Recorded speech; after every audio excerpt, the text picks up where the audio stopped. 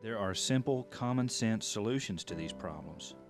Solutions that prevent waste and at the same time put nutritious food on the plates of seniors who desperately need it. The folks here in Upper Cumberland have actually been involved in gleaning, which is a very interesting concept. Basically, all you're doing is going behind, you make an agreement with a farmer, and then you go behind the mechanical equipment that picks up the food, and you pick up the stuff that they don't get.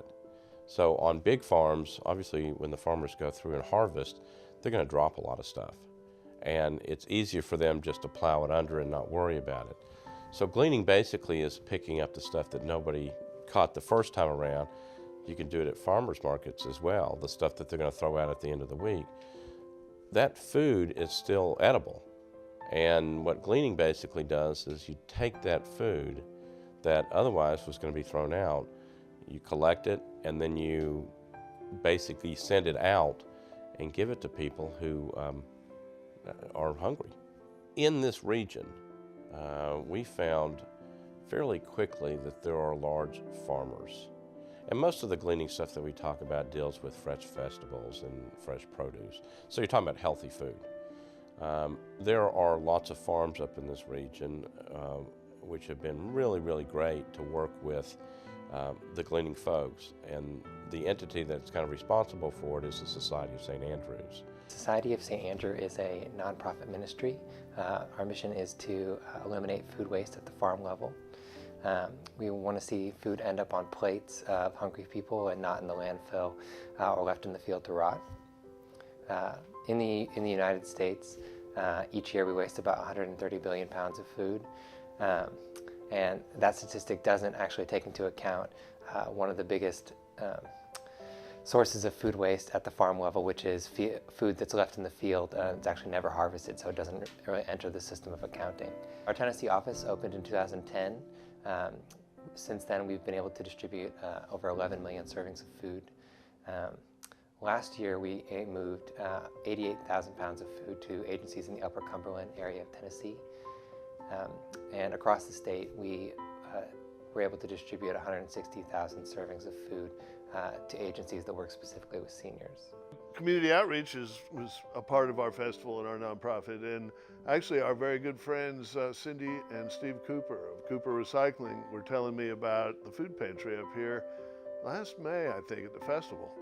And we'd already started gathering food to just distribute it on our own, and we decided to target this area and bring stuff up on the mountain.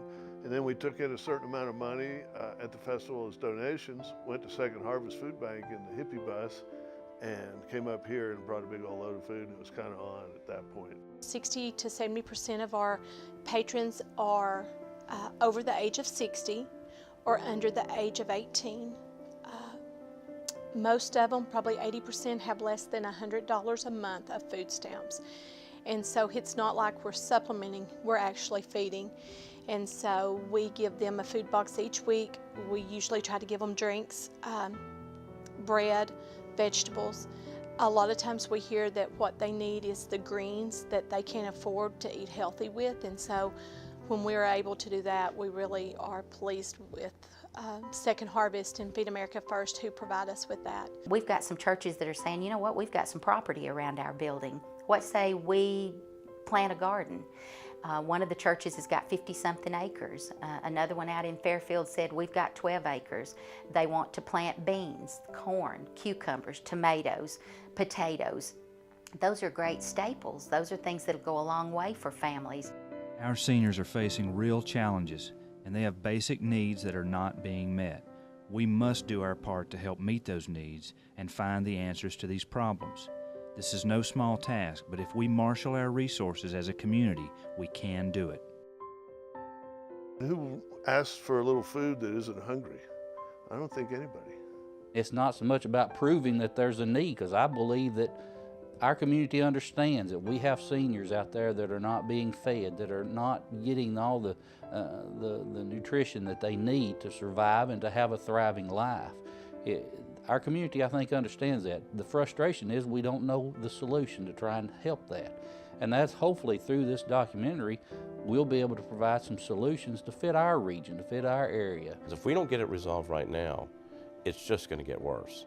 So the more innovation we can put into the processes now, like gleaning and community gardens and anything else, the better we're going to be as we deal with this growth of people moving into the aging category. There's ways that the community can come together and say, if there is a hunger issue, there's plenty of ground, we can plant gardens, we can harvest the food, we can provide volunteers, we can get it sorted, we can get it out to families. There's just not a reason for anybody to be hungry, not children and certainly not seniors. That's a generation that we owe so much to, and there's just absolutely no excuse for communities not to address that unmet need.